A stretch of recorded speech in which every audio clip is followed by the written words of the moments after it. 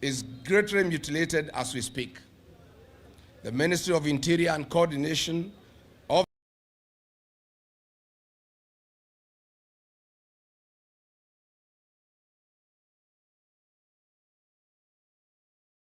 and CS Interior Kipchumba Murkomen. Kenya's position in peace and security matters across the world is greatly mutilated as we speak. The Ministry of Interior and Coordination of the national government under Kipchumba Murkomen has failed Kenya. The CS Interior is the weakest link in the security of our nation, both internally and externally. President William Ruto and Kipchumba Murkomen are hosting war criminals from Sudan, and they are ones who supply weapons for murder and butchering of women and children in the Darfur region.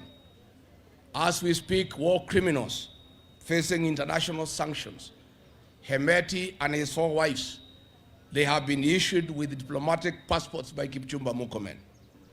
That warlord who has international sanctions has been given a home in Ruda with his 4 wives that is guarded by the General Service Unit. This is very embarrassing to the Kenyan nation, that a war criminal facing sanctions by the United Nations, the European Union, and indeed the whole world has been given refuge in Kenya and is enjoying privileges meant for the Kenyan people. A warlord and his family, a man who has butchered women and children, have been given diplomatic passports. They have been given a safe haven in Nairobi with a house in Ruda, guarded by the General Service Unit. We are telling the international community that dealing with Hemeti and other war criminals is not enough. You need to impose similar sanctions. You need to impose similar sanctions to CS Kipchumba Murkomen so that he cannot travel outside Kenya, because he is the one giving diplomatic passports and giving safe haven to international criminals in Kenya. Number 2, as we go towards the general election, William Ruto and his people, sensing defeat, have decided to have selective issuance of IDs. Areas perceived to be against William Ruto, our young people are being denied IDs. In Nakuru, communities that support William Ruto are being issued IDs within 2 or 3 days, and chiefs from those communities are collecting the IDs and taking them home to the young people. Communities perceived to be against William Ruto are taking between 3 to 4 months for their IDs to be processed. We want to call on William Ruto and the government to stop selective issuance of IDs. They should stop discrimination. All Kenyan children deserve IDs, whether they support or oppose William Ruto. And we are putting the Registrar of Persons on notice. If this discrimination does not stop, we shall request our young people, the Gen Zs, to occupy the registration centers, the Huduma centers, and your offices in Nairobi.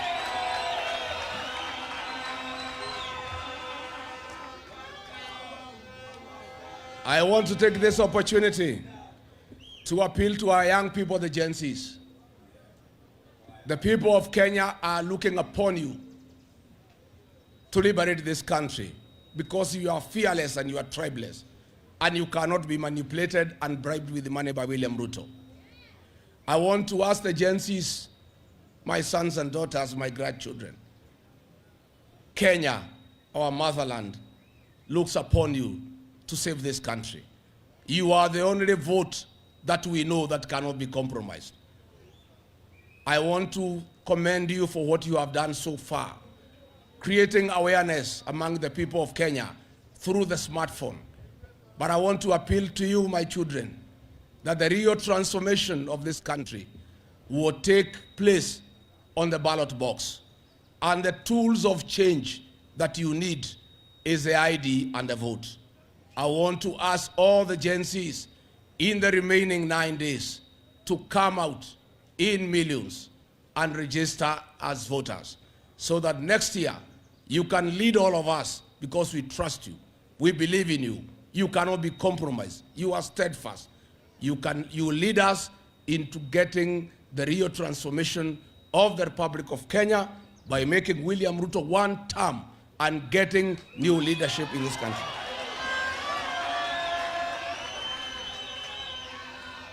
I want to tell the Gen Zs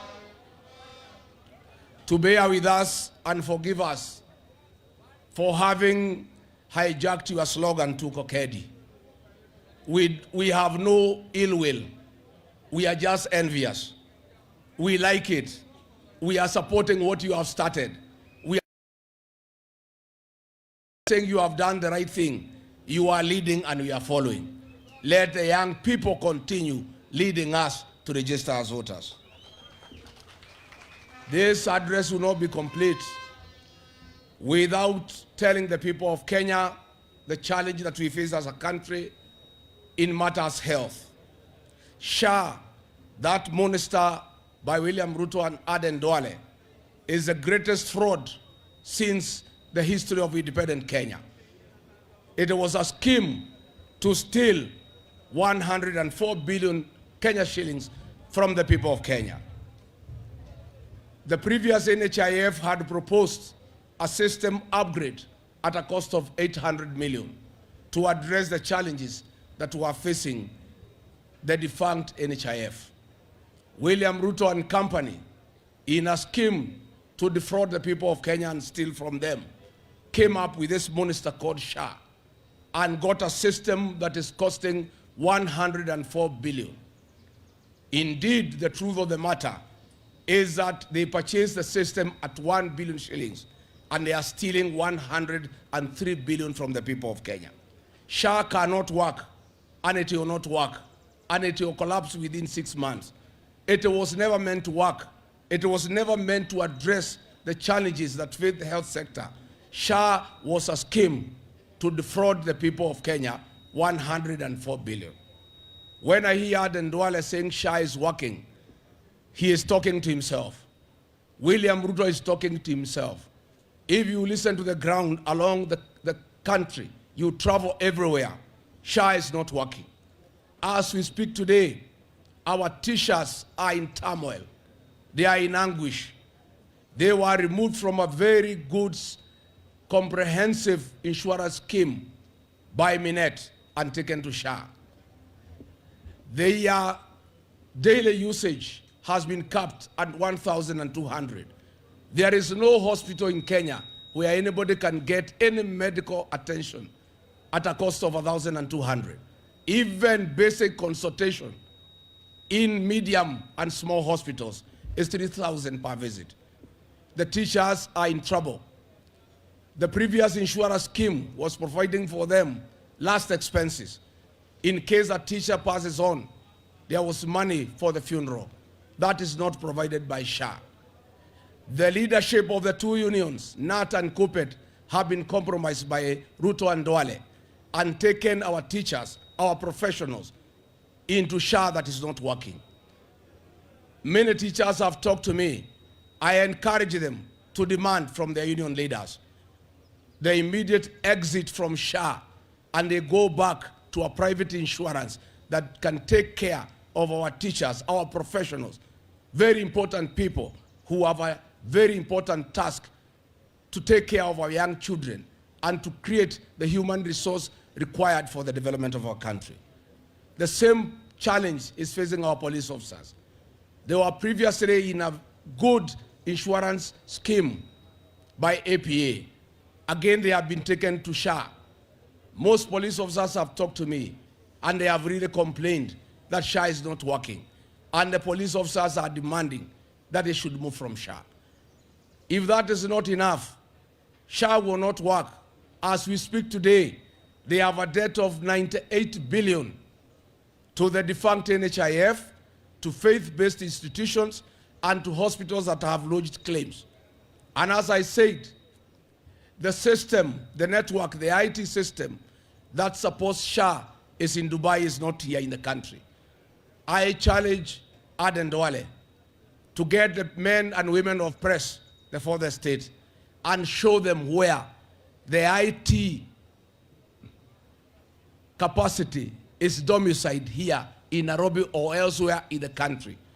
Claims are being processed in Dubai. And as I said, that company in Dubai, owned by Duale, is being paid 600 million every month on the 2nd of every month. And that is why there is no money to pay the other claims. That is why I want to ask Aden Duale, leave Uhuru Kenyatta alone, address the challenges of SHA.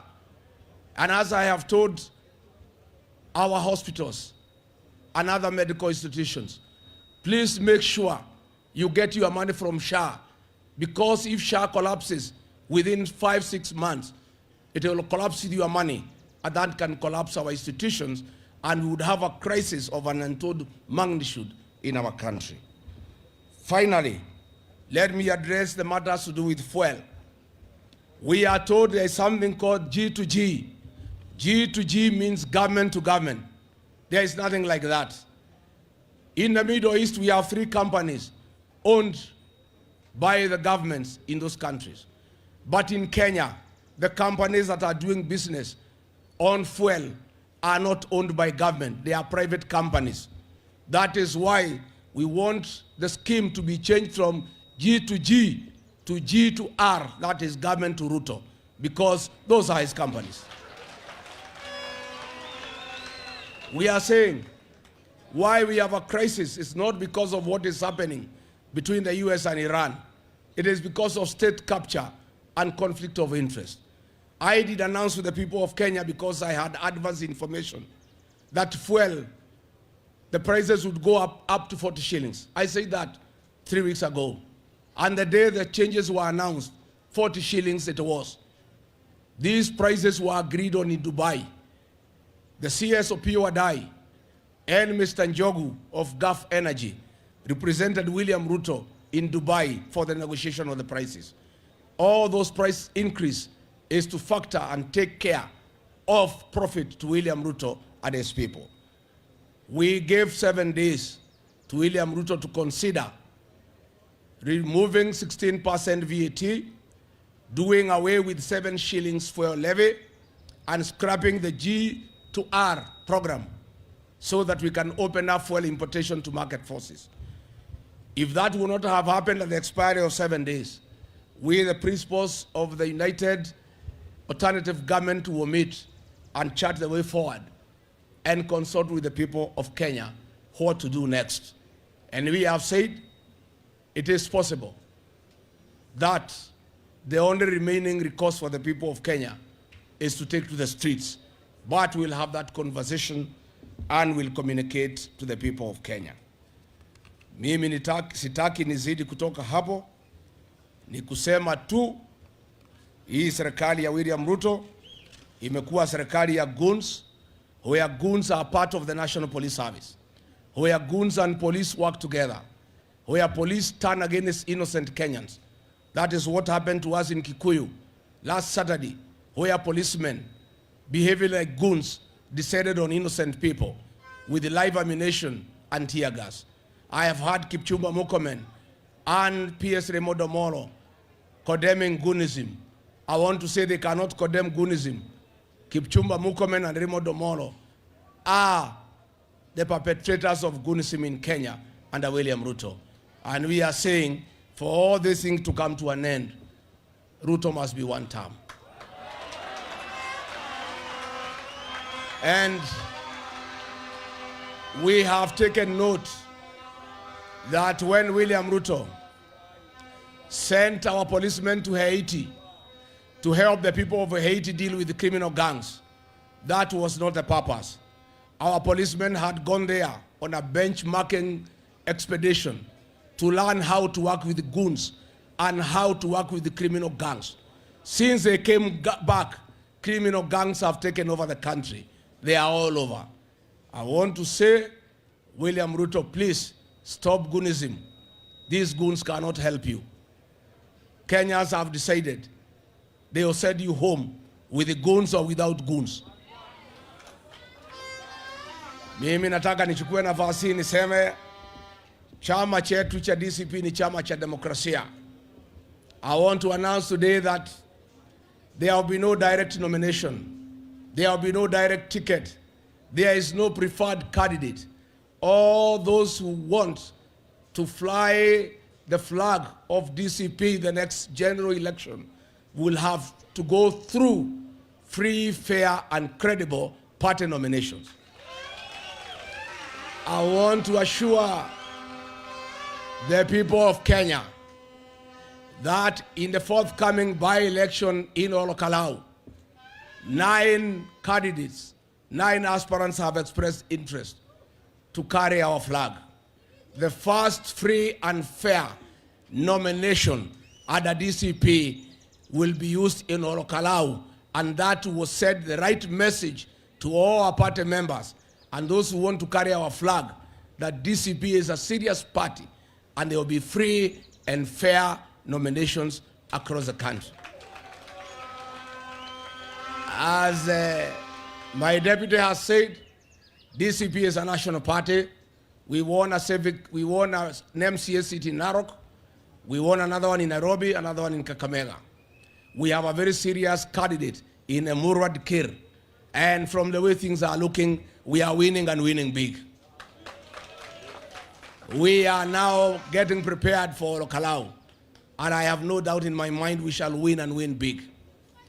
I want to say we shall have candidates in all the 47 counties, 280 constituencies, 1,450 wards, except in the city of Nairobi and the city of Mombasa, where we shall engage our cousins, our partners, our friends, to see how we can avoid friendly fire. DCP will have candidates in the rest of the country, and that is the way it shall be. So we meet here today because one great Kenyan from Kiambu, John Mwaura, has indicated his desire to be the governor of Kiambu County. And after carefully listening to the ground, he has listened to the people of Kiambu who have informed him that Kiambu is a DCP zone. Members of Parliament, 60 members of the county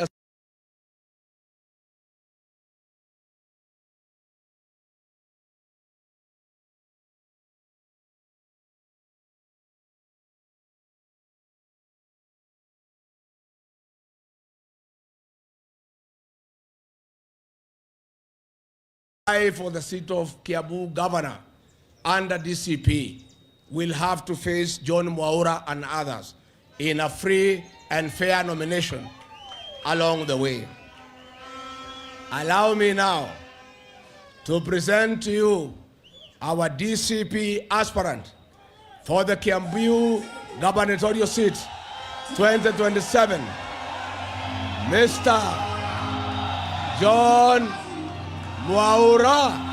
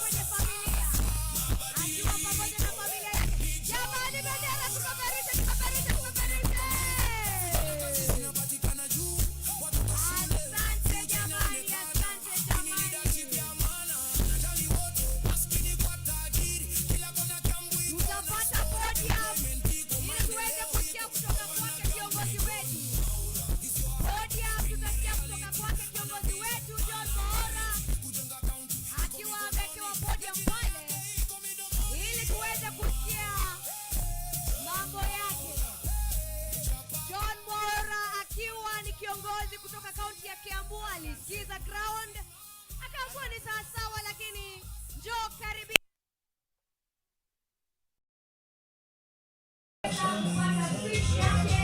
Asante, asante. Thank you, thank you. Asante. Sadio microphone.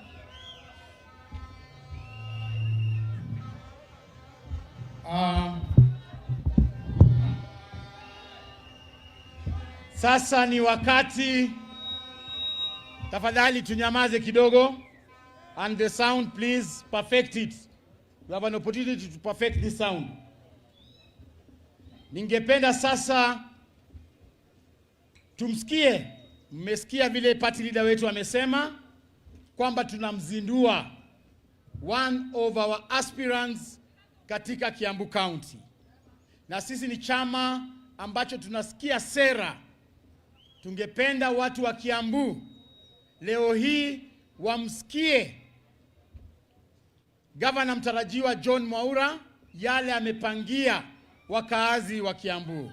Muko tayari? Muko tayari?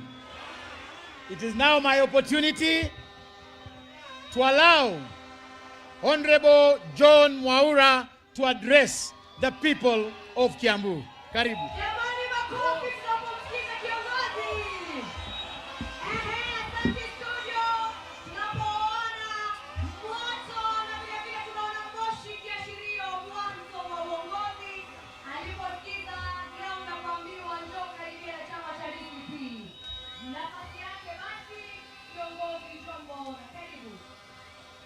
Asante, asante, asante sana. Wana Kiambu oye! Sijasikia vizuri, wana Kiambu oye!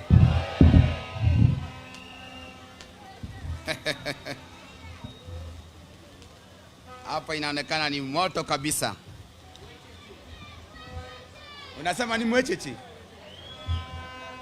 Nataka kujua kama hawa ni wana DCP ama ni wengine. DCP! Nataka kujua kama tuko wapi ama wapi. Hii ni ground ama ni ground gani? DCP!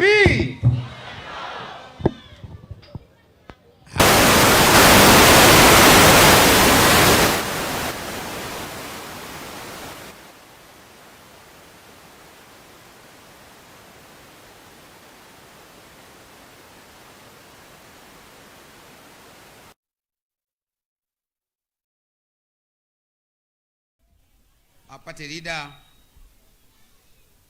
Rigathi Gachagua, our deputy party leader, Kiambu, elected leaders who are here and the one who are looking for positions, the great people of Kiambu, members of all the state, Adwa Kiambu, Muriega. Jambo. God is good and all the time, and that is his nature. Wow, it is wow. So today, I stand before you, not just as a Kiambu governor candidate, but as a son of this country and a county, deeply harbored for your trust and profound aware of the responsibility that come with it. This is not just a political movement. It's just a defining movement for Kiambu. A movement to reflect, a movement to decide, and above all, a movement to act. Let me begin this by saying clearly that Kiambu is not living up to its full potential because of leadership gap. We have a challenge, we have a problem, and a big one. And that is why I am here. First and foremost, allow me to express my deepest gratitude to my family, my wife-in-laws, my children, that is Peter and Jockey, Yeah, thank you, Santi, for your everybody's support, love, and sacrifice. You have carried this journey with me, and I don't take it for granted. To my team, our volunteers, our supporters, this movement belongs to you and to all of you. Because leadership is not about one individual, it's about people coming together for a common purpose. Now, my people, let us take a moment to reflect on whom or who Kiambu County is. We are a county with over 2.8 million people. One of the most vibrant and dynamic county in a beloved country, Kenya. Our economy as a county is valued at approximately 800 billion. And I want to say it again, 800 billion. Contributing nearly 5% of the Kenyan GDP. We are driven by agriculture, manufacturing, service, real estate, amongst others. We are in every sense a powerhouse.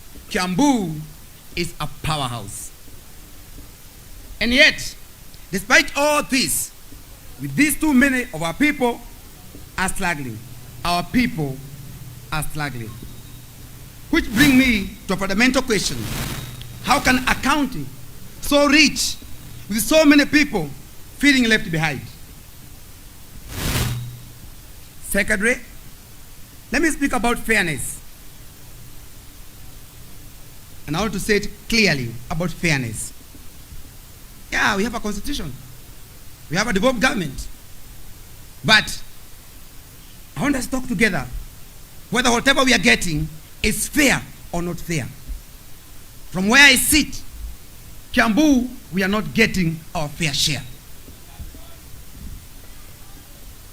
Every single day, hundreds of thousands of people wake up before dawn, leave their homes in Kiambu, go to build economy of Nairobi. Hakuna power sawa. And that is why we are looking for power. They work there, they contribute there, but they come back in Kiambu to live, raise families, and build communities.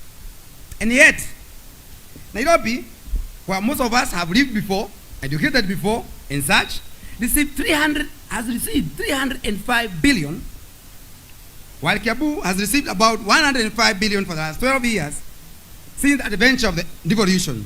Now I ask you, and I ask myself, is that fair?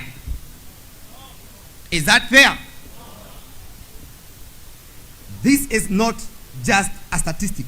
This is a question of justice. This is a question of fairness and dignity. Kiambu, we require and demand our dignity. Therefore, going forward, we must strengthen devolution and fight for Kiambu to receive equal share. It's a rightfully deserved. Because devolution was meant to empower counties, not just to sideline them. Thirdly, let me talk about real lies behind these numbers.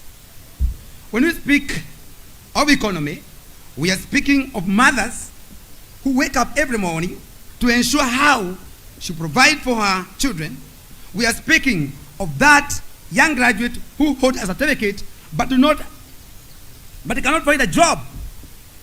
We are speaking of a farmer who tilled the land from dawn to dusk but earned barely enough to survive. And so the question becomes, what kind of county are we building? Because for me, the answer is simple. We must build a county where every person feels seen. A county where every person feels valued. And a county where every person feels loved and included. Your Excellency and the people of Kenya, people of Kiambu, let's be practical. It is good we have a devolution, and were it not for devolution, some places could not have grown. I want to address or talk about the issue of healthcare. Our healthcare system must be world class. Hospitals must be places of healing, not frustration. Hospitals are not the places that we are talking about death. It's a places to give us hope. A mother waking up in hospital should not worry about whether there is a medicine, there is a doctor, or whether she will be treated with dignity. I feel the pain of high infant mortality.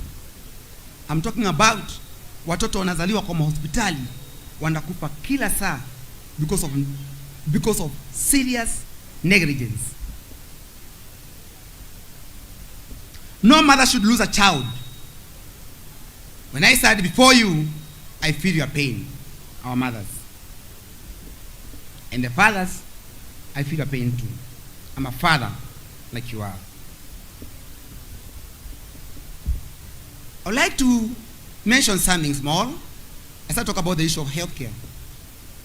Recently we had doctors in Kiambu going for strike. Madaktari kugoma. They complained. It had to call for Council of Governors to come.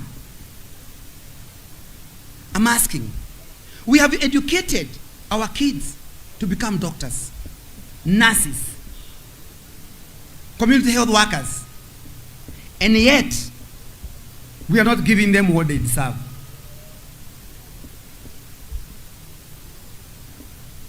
Our medical practitioners, we feel you. We are bringing a solution for you.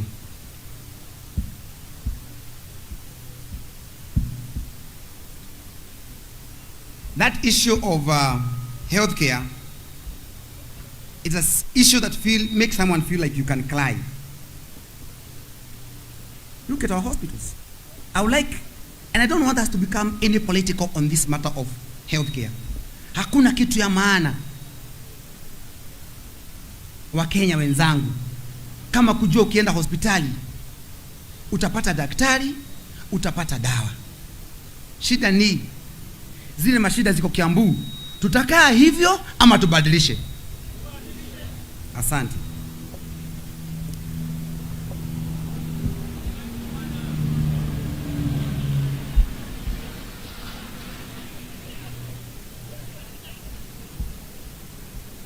Our point here, you know very well, when the government came in, the current administration, there were some leasing machines that were given to hospitals. But even with all the challenges, there's one thing that you cannot compromise: the health care. Afya ya mtu, you cannot compare afya ya mtu with anything, not even with money. It is only in Kiambu, and I need another county here, they refuse to sign the leasing agreement. That means go to Kiambu, you not get those machines. Our people are going all the way to India for treatment of cancer. For a big county like Kiambu, does it mean that we cannot have our own cancer center? Our people are dying and selling at their things, selling their land, selling their properties, ili wapeleke watu wao India for treatment. Yet we can ensure that does not happen at the early stage. But did we have that one here? None.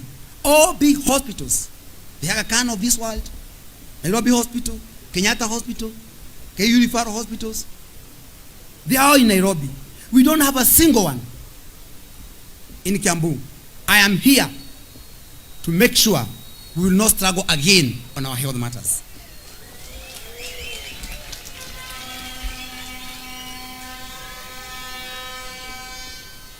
In addition, we must embrace digital transformation. In today's world, there's no reason why business licenses should take months to process. There's no reason why approvals should take or should be delayed. Therefore, under my leadership, we will digitize county services. We will make them real time. All those things that you're looking for, you make them at your house. Let me ask you a question, fellow Kenyans, the people of Kiambu. Today, if you want a driving license, you can do it from your phone or you can go to a cyber. Previously, we used to go to KRA. Today, if you want to register a company from your phone, you can do it. But it is only in Kiambu that when you want to look for approvals, you have to go and look for governor, you have to go and look for officers, you almost look for them at their homes. Is that what you people you want?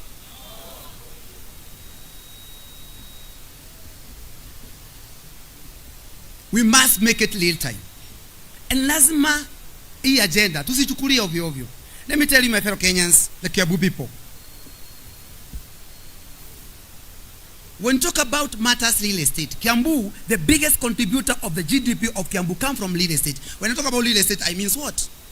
Ukiuza shamba yako leo, ama wewe uze shamba yako, serikali ya Kenya lazima ule mtu ameuza hiyo shamba apatie serikali, or to give the government 15% capital gain.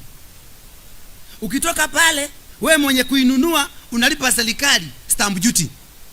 Ikatakatwe, wewe mwenye kununua tule tudogo ulipe stamp duty. Haijaisha? Then once you have that approval, unataka kujenga nyumba. Ile nyumba yako unataka kuwa nayo, hii materials za kujenga nyumba zote, they are subjected to another tax called value added tax, which is 16%. Inaitwa VAT.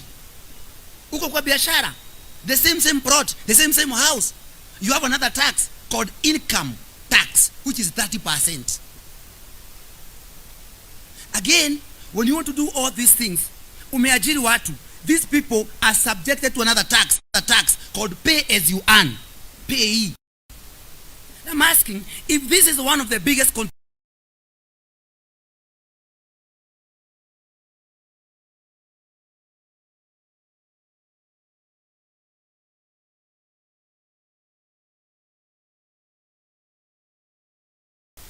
what you are getting, it is not a luxury, it's a necessity, and it is your constitutional right. We must therefore create an environment where investors are supported, not frustrated. Let me say this clearly. Jobs do not come from the government offices. They come when people do business and they are out to grow. And so, our role as a county government is simple. We remove the barriers, we create opportunities, and support enterprises. I know most of the people who are here, the Gen Z of this world, I sympathize because I have a Gen Z in the house. These young kids that you see here. It was very painful after getting education, after going and getting your certificate, a diploma, and a degree, you don't have a hope that you can get a job. Hakuna mboka. Sasa niko na form.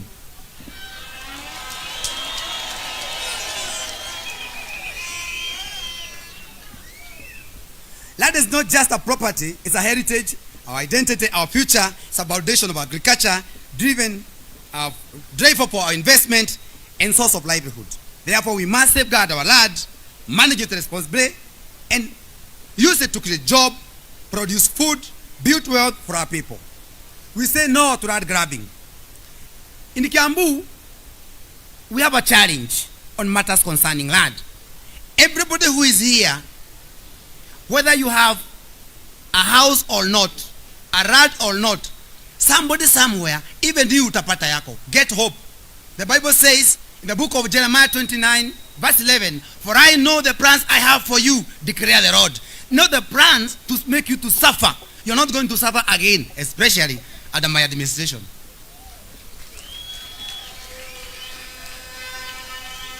So, Gen Z who are here, our mothers, our fathers who are here, we never fought for our country independence so that we can suffer more.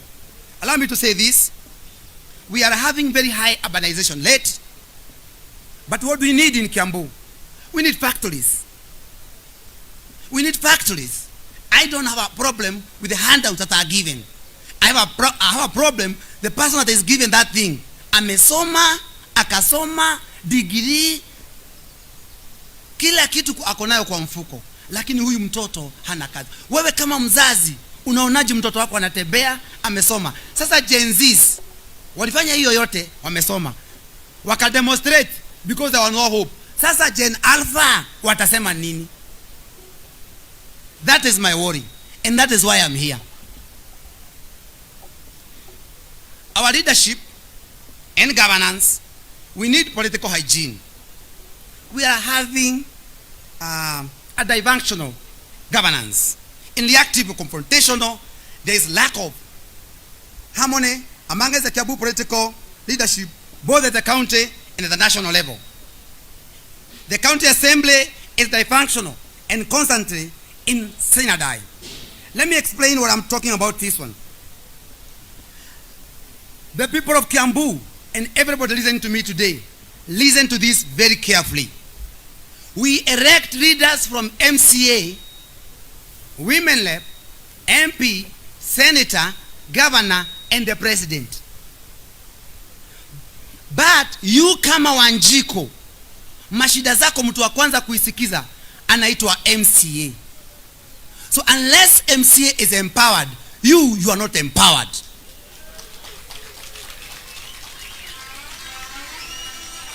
Now, Your Excellency, sir, Your Excellency, there is a problem, and especially in Kiambu. Listen to this.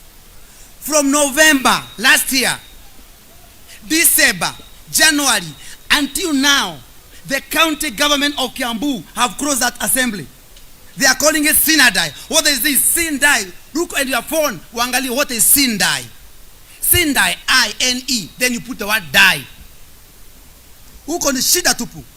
Because MCA ni ule nafaa akutetee. Sasa wamefunga huyo governor na speaker wake na majority leader wake, wamefungia MCA. That is why MCA in Kiambu are struggling. So what do we need for them so that they don't become the object and to be punished? And that is not what I want to do under my administration. Your Excellency, sir, I was asking with a lot of humility. We don't need to go to a referendum to create a ward development fund. Let's create a ward development fund for our MCAs.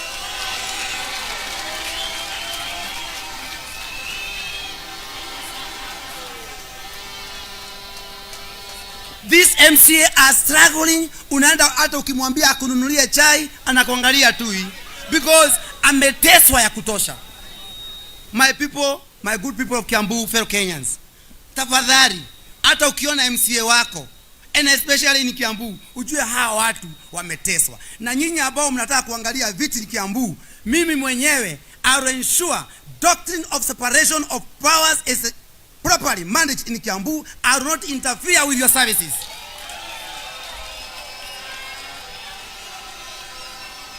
Fanyeni